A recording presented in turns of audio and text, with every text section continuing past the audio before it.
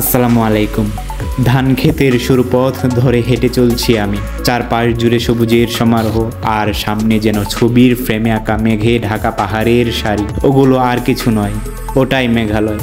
দূর থেকে যতই মায়াবী দেখাক, সেই পাহাড়ের পাদদেশেই অপেক্ষা করছে ভয়ঙ্কর এক জঙ্গল, নির্জন, গভীর, অথচ মোহনীয়। এখন আমরা যে জায়গাটাতে আসছি একদম ভারতের সীমান্তে, ভারতের ভিতরে আছে, আর ভারতের সীমান্তের রেখাটা এটাই। আর বিশেষ করে বলবো যে এই জায়গাগুলোতে হাতির যে চলাফেরা, হাতির যে আগমন, এটা কিন্তু প্রায়শই দেখা যায়। এদিকে না আসার জন্য পাহারা দেওয়া হয়, কারণ এদিকে এসে কিন্তু যে এদিকে ফসলের জমি আছে, হাতিরা প্রবেশ করে এইগুলা জমির ধান কিন্তু নষ্ট করে ফেলে। পাহাড়ের উপরে একটা বট গাছ, বট গাছটার ভিতরে ফাঁকা, ভয়ঙ্কর একটা জায়গা এই গাছটা। অসংখ্য পাখি এই গাছটা থেকে উড়ে গেল ওইদিকে নির্জন এলাকা, একদম মানুষজনের তো দেখাই যায় না। এদিকে দেখেন পাহাড় আর ভ্যালি, কি অসাধারণ সৌন্দর্য। নেত্রকোনা জেলার দুর্গাপুর উপজেলার উত্তরে পাহাড়ের সৌন্দর্য দেখেন, অসাধারণ। বাংলার উত্তরের প্রান্তে সবুজ পাহাড়ের ঢেউ যেন দিগন্ত ছুঁয়ে যায়। ওখানকার প্রকৃতি নিঃশব্দ, গভীর, আর ঠিক সেই নিঃশব্দতার মাঝেই লুকিয়ে আছে এক অপার সৌন্দর্য। মুহূর্তে মন ভালো হয়ে যাওয়ার মতো ভিউ ভাই। বিস্তীর্ণ এলাকা জুড়ে শুধু পাহাড় আর পাহাড়, কি দৃশ্য ভাই! কোটি টাকার ভিউ এখানে, অসাধারণ, যেন কোনো শিল্পীর তুলিতে আঁকা নিখুঁত প্রাকৃতিক দৃশ্য। বান্দরবানের মায়েরে বাপ, কি সুন্দর দৃশ্য। আসলে এই জায়গাগুলা ইন্ডিয়ার ভেতর, আর এদিকে একটা লেকের মতো পাহাড়ের নিচে ছোট ছোট পাহাড়গুলো একের পর এক দাঁড়িয়ে আছে আকাশ ছোঁয়ার বাসনায়। আমরা এখন ভারতে আছি, ভারতের সীমান্তের ভেতরে একদম। আমরা তো এদিকে বিজিবি এবং বিএসএফ আসার তেমন একটা সুবিধা নাই বলে কিন্তু আমরা এখানে আসতে পারছি। জীবন সুন্দর যদি এটাকে আপনি উপলব্ধি করতে পারেন। আসলে এরকম প্রকৃতিতে না আসলে আপনি জীবনের মানেটাই খুঁজে পাবেন না। প্রকৃতি কত সুন্দর হয়, সৃষ্টিকর্তার সৃষ্টি কত সুন্দর।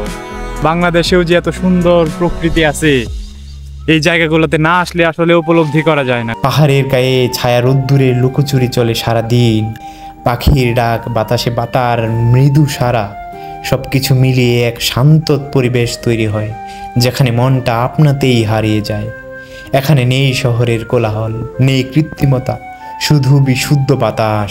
অনেক উঁচুতে ভয়ঙ্কর জঙ্গল, যাওয়ার কোনো শেষ না। বিস্তীর্ণ এলাকা জুড়ে শুধু পাহাড় আর পাহাড়, জঙ্গলে ঘেঁষিত পাহাড়।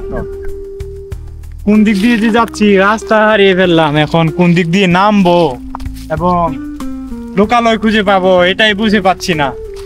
আসলে এরকম পাহাড়ে উঠলে সবই এক মনে হয়, সব পাহাড় আর পাহাড়ই শুধু, আর কিছুই দেখা যায় না এখানে। এমন একটা জায়গায় আসছি তো যাওয়ার যে লোকালয়ে যে ফিরবো এটার কোনো ব্যবস্থাই দেখতেছি না।